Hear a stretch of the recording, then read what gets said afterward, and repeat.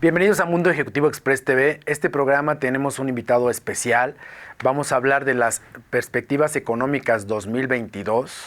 Vamos a hablar y saber dónde estamos parados, cómo evaluamos el 2021.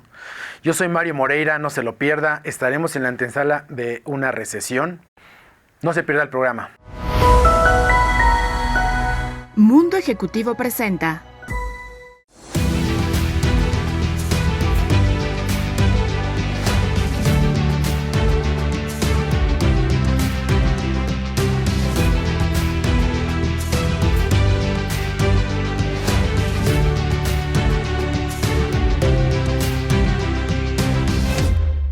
Bienvenido nuevamente, tal como lo comprometimos, hoy tengo un invitado de lujo. Doy la bienvenida a una persona que conozco ya por mucho tiempo. Hemos coincidido en diferentes instituciones, en diferentes programas. Mario Correa, bienvenido, analista independiente hoy, más de 30 años de experiencia, youtuber por más de 5 años y recientemente nombrado presidente del Comité de Estudios Económicos del IMEF. ¿Qué se siente todo este paquete de presentación, tocayo? Bueno, pues antes que nada, tocayo, muchas gracias por la invitación y por poder estar aquí en tu espacio para platicar con tu auditorio. Siempre un gusto, un placer poder compartir pues algunas opiniones, comentarios, quizá ideas que puedan servirle, ¿no?, al auditorio. Un gusto estar aquí en tu programa. El gusto es todo nuestro. Mario, 30 años, más de 30 años de analista económico. ¿Qué te deja todo esto? Hoy tomas las riendas de una importante responsabilidad en el IMEF. Cuéntanos, ¿qué está pasando con tu carrera? Híjole, pues están pasando muchas cosas recientemente, ¿no? De entrada, pues me siento profundamente honrado y distinguido al tener este año pues la oportunidad de presidir el Comité de Estudios Económicos del IMEF, que desde que yo llegué por primera vez a este comité me sorprendí gratamente de pues la calidad de la gente que está ahí. Tenemos a muchos economistas y profesionistas de primer nivel y reconocido prestigio en el país, que mes a mes conduce una discusión riquísima del acontecer económico, político, de lo que está pasando en el país. Y este año pues me toca tratar de contribuir en organizarlo y ver cómo podemos seguir aportando pues opiniones de valor al análisis, la discusión de la coyuntura y desde luego para los socios del IMEF, los miembros del IMEF, asesorando especialmente al presidente del IMEF y contribuyendo de alguna forma a la discusión de la coyuntura y del quehacer nacional. Entonces, muy contento, muy entusiasmado, privilegiado por esa oportunidad. Pero están pasando muchas cosas, ¿no? Como comentabas. Ya las platicaremos, sí.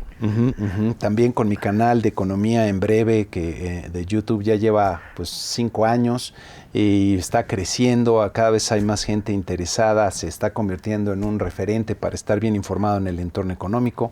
Muy contento en ese tema. ¿Cuántos seguidores tienes? Yo te he visto allá con los miles, ¿eh? Pues ya en YouTube vamos por los 3,260. Muy bien. En LinkedIn, que es donde también mucha gente ve el programa, pues ya hay más de 4,500 seguidores los que tengo. En Twitter, que a lo mejor es la plataforma que menos utilizo, pues ya van cerca de 2,000 seguidores. Entonces ahí vamos creciendo, ¿no?, con todos estos esfuerzos. ¿Qué proyecto tienes ahorita en camino? Pues mira, quizá mi proyecto más importante al que quiero dedicarle más tiempo, porque es algo que ya llevo haciendo y quizá postergando su concreción mucho tiempo, estoy escribiendo un libro que aspiro a que tenga pues algo de impacto y a que ayude sobre todo a muchas personas, muchas empresas, a entender mejor el entorno que estamos viviendo. La humanidad está pasando pues tiempos que son definitorios, tocayo, y que creo que hay que tener bien conscientes, y justamente el libro es para hablar de muchos de estos temas que son relevantes. Estoy en eso como uno de mis proyectos principales, y pues con todas estas cosas que también hay que estar haciendo, nada más seguir lo que está pasando en el entorno económico, ese análisis de la coyuntura, pues es un trabajo de tiempo completo, ¿no? Entonces, ¿de dónde te inspiras para ese libro? ¿Dónde sacas todo el contenido? Pues mira, inclusive te diría que es un libro que ha venido cambiando y que me ha llevado a aprender de muchas cosas, porque aunque la idea original es básicamente económica, si tú te das cuenta que la economía es la suma de lo que hacemos las personas y parte de lo que hacemos las personas tiene que ver con la forma en que tomamos decisiones y parte de la forma en que tomamos decisiones tiene que ver con nuestra naturaleza humana y que tenemos que entender mejor esa naturaleza humana, y eso te lleva necesariamente a buscar y a tomar, por cierto, temas y aprendizajes que ahorita están recabando en muchas ciencias que pueden ser muy diferentes, como las neurociencias, la psicología evolutiva, hasta principios de bioquímica que ya en algún momento los ves en la prepa y después te olvidas. Entonces ha sido todo un peregrinaje por diferentes campos del conocimiento humano, desde luego también por la historia, y tratando de conjuntar pues toda esta serie de conocimientos, pedacitos de sabiduría que reúnen quizá de las mentes más brillantes que han pasado por la humanidad, que necesitamos conjuntar para enfrentar uno de los retos más fuertes que tiene la humanidad hacia adelante, pero pues más adelante cuando ya sea momento de empezar a comentar del libro, seguramente podremos platicar más de ello. Ahorita y te invitaremos nuevamente para lo que presentes. Tengo varias preguntas para ti. Adelante. Son preguntas obviamente de interés general respecto a la economía, pero quiero profundizar un poquito más en ¿lees algún libro? ¿Lees libros? ¿Cuál es todo el tiempo. Todo el tiempo. Fíjate que he encontrado que una de las claves para ser pues más creativo es tener diferentes tipos de elementos, porque al final del día la creatividad consiste en conectar puntos que pueden estar diferentes. Hablaba Steve Jobs de que tienes que connecting the dots, ¿no? Exacto. Darte cuenta de que dos cosas pasan y pueden estar relacionadas, pero para eso tienes que tener muchos puntos. Es como platicaba del ejemplo de un chef. Si tú a un chef le das pues, 2 elementos, pollo y brócoli, pues no te va a poder hacer muchos platillos. Pero si le pones una pues cocina y alacena con 1000 elementos, pues es más fácil que llegue a recetas creativas. Y así funciona la humanidad. Buena parte del conocimiento que tenemos hoy día, que es parte de nuestro capital humano, se ha venido construyendo en el tiempo, por el esfuerzo que han puesto otras personas y las cosas que han descubierto otras personas. Entonces, en la medida en que lees más y más cosas diferentes que a lo mejor no están muy relacionadas, pues más ideas diferentes empiezas a tener y más fácil es conectar a veces puntos que parecen estar tan separados en diferentes tipos de disciplina y resulta que están unidos. Por ponerte un ejemplo, hay un libro que me encantó y parece, yo diría que es de los fundamentales, que se llama The Story of the Human Body, la historia del cuerpo humano, en donde pues es un médico. ¿Quién es el autor? Que te explica, se llama Lieberman, el autor. Okay. Matthew Lieberman, no, Daniel Lieberman, es que hay dos autores. Sí. Daniel Lieberman. Y entonces él explica cómo evolucionaron muchos de nuestros órganos, especialmente el cerebro humano, a través del tiempo, y te da una gran cantidad de elementos para entender por qué somos como somos actualmente, ¿no? Si ves toda esa parte de atrás. Entonces, ese libro que parece que no tiene nada que ver con un concepto como puede ser la economía, resulta que sí está profundamente relacionado en su explicación.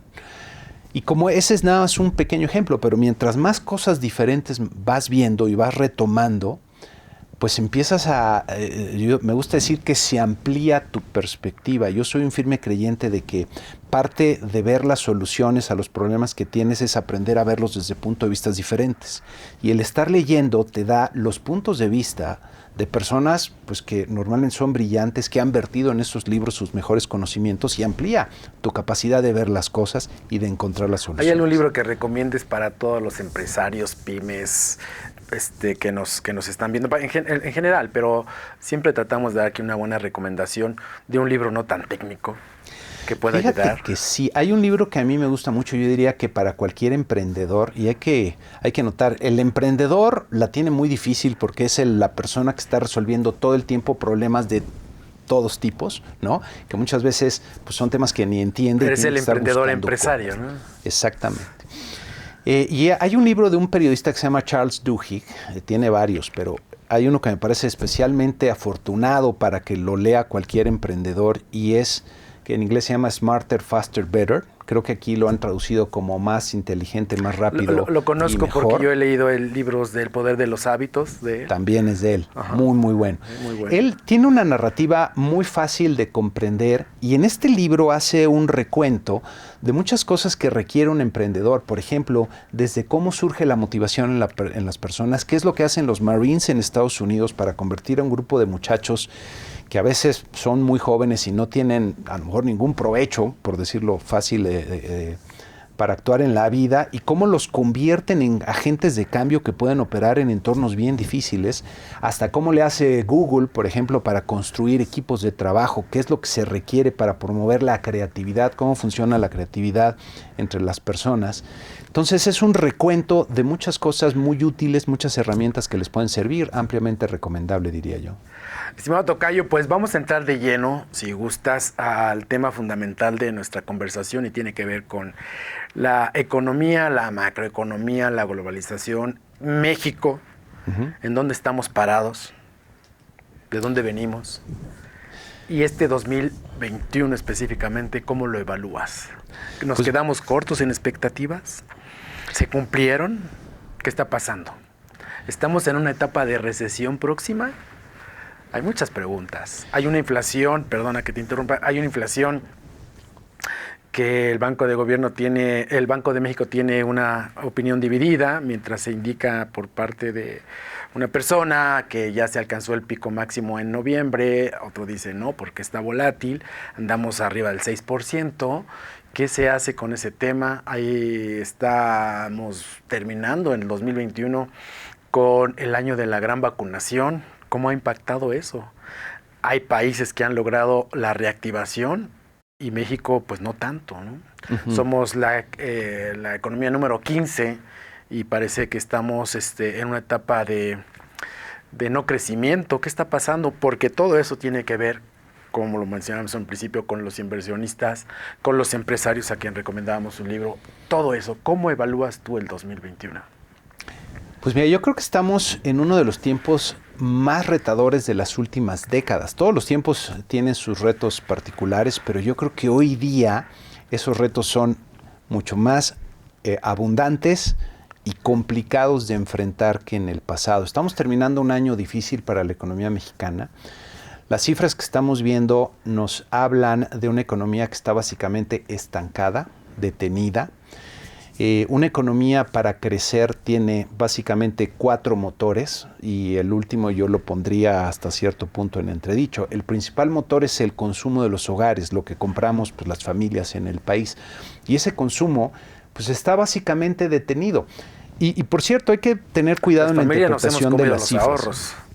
Sí, pero déjame insistir en este tema que creo que es importante, la forma en que interpretamos las cifras, porque si comparamos contra el momento más crudo de la pandemia el año pasado, pues ha habido un rebote, ha habido una recuperación, pero todavía estamos lejos de los niveles que teníamos. En el caso de los hogares, pues muchas personas perdieron su empleo o todavía no saben si lo van a conservar, tuvieron o perdieron su pequeña empresa, su fuente de ingresos, y entonces tuvieron que recurrir al ahorro que tenían o endeudarse, y hacia el futuro tienen que reponer ese ahorro, conseguir un trabajo o pagar esas deudas. Entonces el consumo pues difícilmente va a ser muy boyante más hacia adelante, y ese es el principal motor que tiene una economía. El segundo motor es la inversión. La inversión está pues prácticamente detenida en las cifras recientes, y si ves la tendencia pues, que muestra la inversión, venimos cayendo consistentemente desde antes del 2019. Antes de 2019 me ganaste la palabra, ya el índice era descendente, ¿no? El grado de inversión, y los inversionistas estaban con un grado de incertidumbre muy crítico. Alto. Lo platicábamos. Y el entorno de negocios no está ayudando, desafortunadamente, tocayo. Se ve difícil que la inversión vaya a poder reactivarse, a pesar, y esto es lo triste, de una enorme, gran oportunidad que hay hoy día en el entorno global y sobre todo para México, con los cambios que se están dando en el comercio mundial, en la reconstitución de las cadenas de suministro, de producción, especialmente de Estados Unidos, en el cambio que se tiene que dar hacia las energías más limpias, renovables. Hay oportunidades enormes, enormes, que parece que no estamos aprovechando ni estamos ajustando la visión de la forma adecuada para aprovecharlas. Entonces la inversión está detenida. El tercer motor pues son las exportaciones. Afortunadamente las exportaciones sí están creciendo, estamos muy vinculados a Estados Unidos. Estados Unidos se ha recuperado más rápido que muchos otros países y eso nos está ayudando. Y el último motor que yo lo pongo en tela de juicio es el gasto del gobierno, y depende en qué gastes. Y si estás gastando en proyectos que no son rentables socialmente, pues no puede considerarse que eso sea un motor del crecimiento. Entonces, de todos esos motores, solo tienes el de las exportaciones caminando. Y empezando un 2022 que se ve muy complicado, donde vienen retos muy fuertes, va a haber cambios muy significativos, especialmente en el entorno económico. Algo que creo que hay que ver de cerca y poner el ojo es en la inflación, los precios que están subiendo en todo el mundo y el cambio que viene en el ciclo monetario de los bancos centrales. Porque ya se acabó la época del dinero barato. Los bancos centrales, comenzando por la Reserva Federal, están ya contemplando comenzar a reducir la liquidez que han inyectado anteriormente a los mercados y a subir sus tasas de interés. Y cuando eso pasa, tenemos un entorno financiero menos favorable, que para países como México, que forma parte de los mercados emergentes, pues es un entorno difícil, porque la experiencia nos dice que cuando Estados Unidos comienza a subir sus tasas, los mercados emergentes no la pasan bien. Entonces tenemos este entorno muy complicado, en donde a pesar de haber todas estas grandes oportunidades, vamos a tener estos retos monumentales. Hay mucha incertidumbre y el entorno para la toma de decisiones de los inversionistas, de los emprendedores, se vuelve cada vez más complejo. Y por eso yo creo que es más importante hoy más que nunca estar bien informado, bien enterado, tener desde luego opiniones de personas que tengan la capacidad, la experiencia para estar al tanto de lo que ocurre y quizá contrastarla y ver diferentes tipos de opiniones. Pero hoy más que nunca es bien importante estar informado de la forma más adecuada. Quiero tomar esos pilares que acabas de mencionar y este último que hablas del consumo interno. No cabe ninguna duda que, como se ha mencionado, hay una inversión récord de casi 3.5% del PIB por parte del gobierno, pero la verdad es que se han ido a proyectos no sustentables, con poca retorno financiero, porque son los proyectos insignia del gobierno. Está Pemex, están, para qué te digo más, los proyectos del Tren Maya y todo eso. Sí hay inversión, pero no hay reactivación, porque no tienen estructura financiera de retorno rentable, ¿no? Sí, el problema es que cuando tú inviertes grandes cantidades de recursos en un país, que los recursos por definición siempre están limitados, y no lo haces en actividades que sean rentables, pues está desperdiciando esa cantidad de recursos y estás, digamos que quedándote atrás en tu desarrollo y comprometiendo el bienestar de tus generaciones por venir. Perdón, y creo que eso es justo lo que está pasando en estos momentos. Y mira, no es difícil ver, o sea, un proyecto si es rentable va a tener filas de personas que quieran invertir en ellos, ¿no? Cuando los proyectos no son rentables, pues no hay mucha gente que quiera invertir en ellos. Y estamos viendo que muchos de estos proyectos, pues justo ese es el caso, no tienen esas filas de personas queriendo invertir en esos proyectos. Entonces es triste, pero yo creo que podríamos estar haciendo cosas diferentes y mejor. Por ejemplo, en el tema energético, que es donde viene una de las grandes oportunidades en el mundo. Estados Unidos, de la reforma. Exactamente. Estados Unidos trae un programa de infraestructura cuyo eje transversal es el cambio hacia las energías más limpias y renovables. También Canadá. Y México tiene un potencial enorme para generar más energías limpias y renovables, pero requerimos una visión diferente, requerimos dar una vuelta en U en la estrategia que hay del sector energético, por lo menos. Y sería relativamente fácil, déjame ponerlo así, es lo que llaman en inglés the low hanging fruit, es uno de los frutos más fácilmente alcanzables. Si hacemos ese ajuste en la estrategia del sector energético, se podría empezar a detonar pues no solo una mayor actividad económica y crecimiento, sino mayores oportunidades para el bienestar de la población que hay en el país. Pero requerimos una visión diferente, tocayo.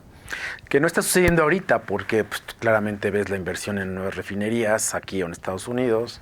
Se ha comprobado que el muy alto porcentaje de contaminación que tiene la Ciudad de México se viene de la refinería, específicamente la más cercana.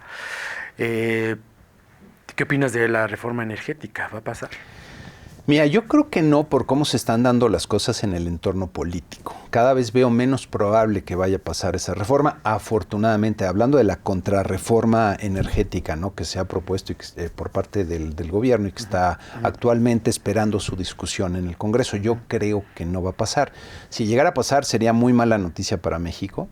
Creo que vendrían una serie de consecuencias muy desafortunadas si llegara a pasar esa contrarreforma, pero nuevamente veo que no. Creo que no va a ser aprobada. Y es triste porque deberíamos estar yendo justo hacia el otro lado, como te decía, ¿no?, que es donde están las grandes oportunidades muy a la mano para empezar a generar esa mayor inversión y actividad económica. ¿Qué te dice que México es un país privilegiado en muchas cosas, también en mucho sol, por mucho gran periodo del año? Pero no hay tanta inversión en paneles solares, en estas energías limpias que tú dices. Fíjate que esa es una de las necesidades que tiene hoy día el mundo, no solo Estados Unidos. El mundo necesita empezar a cambiar hacia esas energías. Y no solo está esa necesidad, yo percibo, y yo creo que lo percibe todo el mundo alrededor del planeta, que los consumidores, las personas, se están volviendo más sensibles justamente a ese tema. Y ya no son solo las empresas las que están buscando producir con energías más verdes, los consumidores lo están demandando. Cada vez va a ser más claro el que la gente va a querer consumir bienes producidos con energías limpias. Y los países que no tengan esa energía limpia, abundante y suficiente para sus procesos productivos se van a ir quedando atrás. Entonces, por eso es triste que a pesar de que está esa oportunidad, pues no estamos ajustando la visión de la forma correcta para aprovecharla como sí lo están haciendo otros países. Profundicé un poquito en el tema de la reforma energética para ponerme del lado de los inversionistas.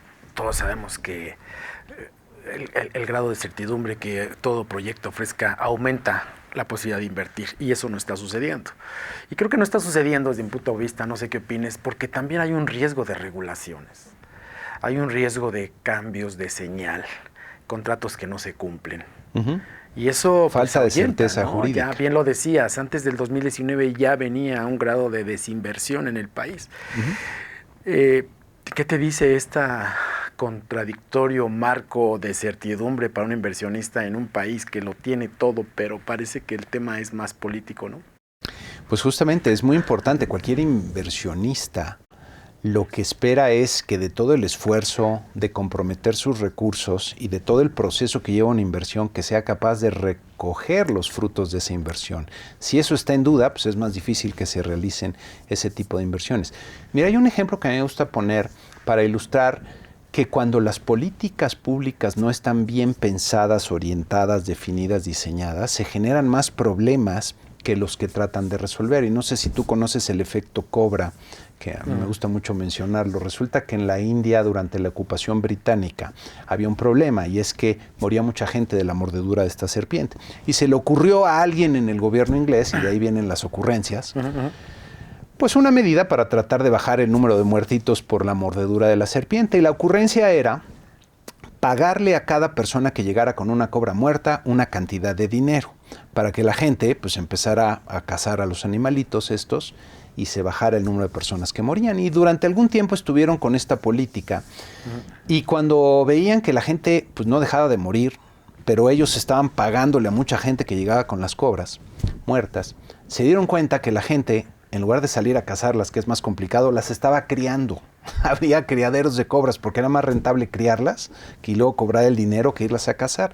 Entonces, ese es uno de los ejemplos de una política mal diseñada que no produce los resultados que quieres, y al contrario, hay problemas, porque cuando dejaron de pagar el precio de las cobras muertas porque no servía la política, más gente murió porque en lugar de pues acabar los criaderos de la forma sensible, sensata, pues la gente dejó ir a los animales y más gente se murió.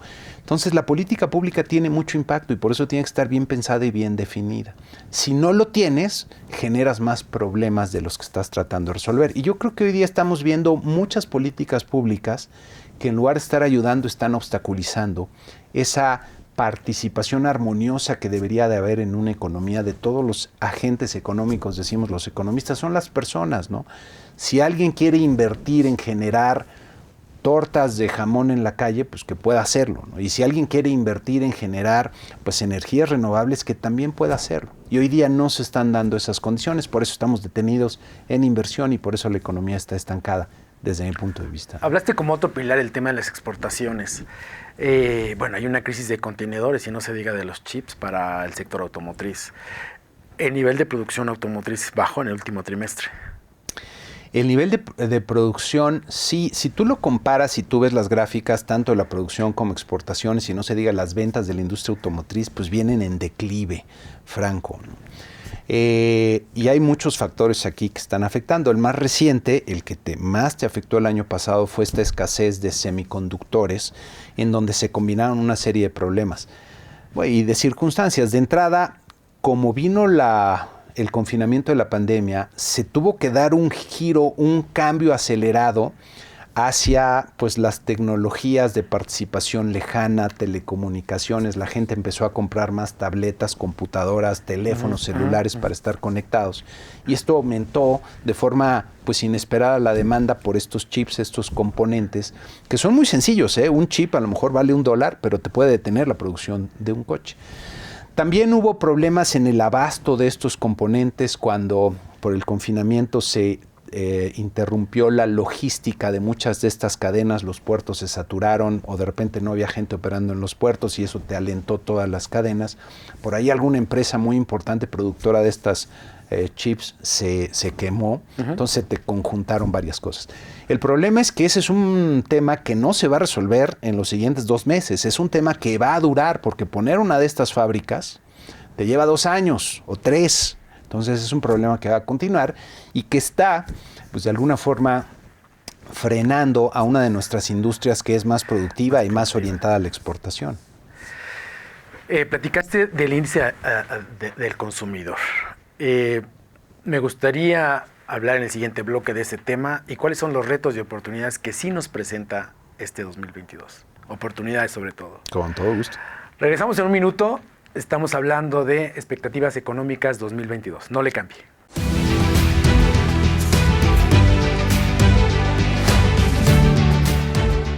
Conoce las noticias más relevantes en temas de negocios, política, tecnología, startups, mujeres y estilo de vida en nuestro nuevo canal de televisión, Mundo Ejecutivo TV. Disfruta por el canal 168 de Total Play y 76 de Easy de las mejores entrevistas y cápsulas que tenemos para ti. Mundo Ejecutivo TV by V Networks.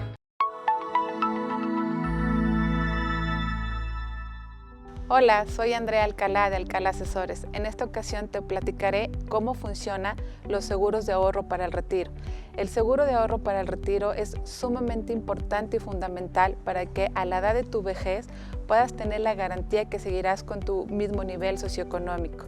El seguro de ahorro para el retiro lo que haces es contratar una suma asegurada para que en cierto momento de edad alcanzada, ya sea 55, 60 o 65 años, la aseguradora te entregue una suma asegurada, la cual puede ser en una sola exhibición o en rentas mensuales vitalicias. Además de esto, tienes una gran ventaja, puede ser deducible de impuestos, lo cual te ayudará a minorar la carga fiscal adicional que estás haciendo un ahorro para ti. Recuerda, vive seguro y asegura.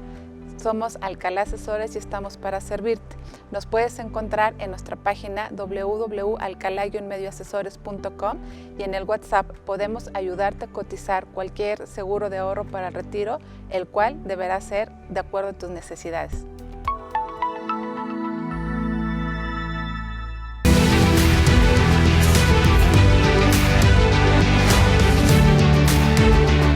Gracias por seguir con nosotros. Soy Mario Moreira y estamos hablando con mi tocayo Mario Correa. Se nos ha ido el tiempo volando. De volada. Yo te voy a invitar para que hagamos el segundo programa, si estás de acuerdo, en donde vamos a hablar de los retos y oportunidades que brindan las condiciones actuales financieras, macroeconómicas del país, porque ¿qué sí se está haciendo bien? Tenemos la tendencia de irnos al escenario pesimista, pero hay cosas fundamentales que ofrecen oportunidades. ¿Cuáles son? Dinos en un pequeño resumen, ¿qué sí nos brinda de oportunidades el siguiente año? Y lo dejamos para un siguiente programa con toda la amplitud de vida. Con todo gusto, tocayo. Mira, platicamos acerca de los grandes cambios que se están dando hoy día en el mundo, especialmente en Estados Unidos, que son los que brindan grandes oportunidades para México, inclusive diría yo para muchos de los empresarios mexicanos. Temas como por ejemplo la reconstitución de las cadenas de producción y de valor que tiene que hacer en Estados Unidos cada vez más cerca de sus fronteras, brindan grandes oportunidades en diversos sectores. Viene todo este brinco que tenemos que dar hacia la economía digital, la economía del conocimiento, que ahí nos estamos quedando mucho atrás, pero también hay grandes oportunidades para ahí, ¿no? En el tema energético, yo insisto, ahí hay grandes oportunidades que se pueden estar aprovechando y que mucho va a depender de la forma en que las veas. La forma en que tú veas las cosas te va a permitir identificar y a lo mejor tomar las decisiones adecuadas de apostarle a qué tipo de sectores o en qué momento realizar ese tipo de apuestas, ¿no? Pero ¿cuáles son los retos para el gobierno? ¿Y cuáles son las oportunidades para los inversionistas que al final han sido el sector privado el gran ausente en este tema de la reactivación por diferentes condiciones que se han dado? Pero ¿qué sí se está haciendo bien? ¿Qué podemos tomar? Y sobre todo, ¿cuál es el crecimiento que realmente tienes estimado tú y no tal vez el 4% que por ahí se dice para el 2022? ¿Quieres que ya lo empecemos a platicar ahorita o nos esperamos al siguiente programa, tocayo? Danos una pequeña introducción. Okay. ¿Cuál es el buen escenario que podemos tomar como oportunidades? Pues mira, yo creo que sería muy poco razonable esperar que haya un cambio por parte del gobierno en la política que se está siguiendo actualmente. Pero me da la impresión de que este tipo de estrategia, este tipo de decisiones no van a persistir más allá de estos 3 años que le faltan a esta administración. Me da la impresión de que sí viene un cambio hacia el 2024. Cuando se dé ese cambio y se retome cierta, déjame ponerlo así, racionalidad en el papel que tiene que jugar el gobierno, que desde mi punto de vista debe ser cómo puede potenciar todo lo que tiene al interior el país, desde el talento de sus emprendedores, de sus pues diferentes tipos de participantes, profesionistas, el sector agrícola, etcétera. ¿Cómo puede potenciar esa entrada de diferentes personas a las actividades económicas? Hasta hacer cierto tipo de obras, proyectos, especialmente de infraestructura, que son los que más pueden ayudar. Eso yo creo que es algo que va a cambiar en los siguientes 3 años. Ahora, estas oportunidades de las que estamos hablando son de una década, no son nada más de este año. Y para muchos empresarios sí se plantea la disyuntiva de decir, a ver, si la misma estrategia continúa más allá de estos 3 años, no es momento para invertir. Pero si cambia esa estrategia en los siguientes 3 años, ahorita es el momento de estar tomando algunas apuestas. Desde luego no arriesgando todo el rancho, como dicen en mi rancho. Pero sí empezando a poner un pie en ese tipo de actividades que son las que eventualmente tienen que cambiar. O sea, las necesidades ahí están y esas van a requerir que se empiece a actuar sobre ellas. La necesidad de contar con energías limpias en el mundo llegó para quedarse. Entonces, aunque aquí insistamos en ir para el otro lado, eso eventualmente va a tener que cambiar. El tema da para más. Vamos a hacer un segundo programa. Yo te agradezco que estés con nosotros y que continúes con nosotros. Con todo gusto. No le cambies, soy Mario Moreira. Nos vemos en el siguiente programa con Mundo Ejecutivo Express TV. Los esperamos.